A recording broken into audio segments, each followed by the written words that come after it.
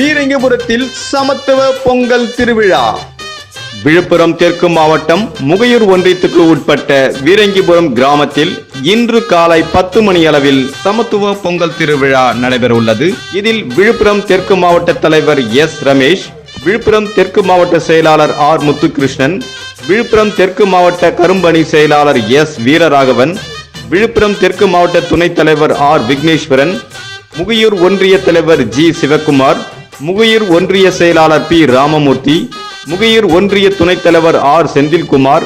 முகையூர் ஒன்றிய துணை செயலாளர் ஏ முருகன், முகையூர் ஒன்றிய இளைஞரணி எம் குபேந்திரன், முகையூர் ஒன்றிய செய்தி தொடர்பாளர் ஆ தமிழ்வேல், முகையூர் ஒன்றிய அவைத்தலைவர் கே முருகன், வீரங்கிபுரம் கிளை தலைவர் டி சுரேஷ்,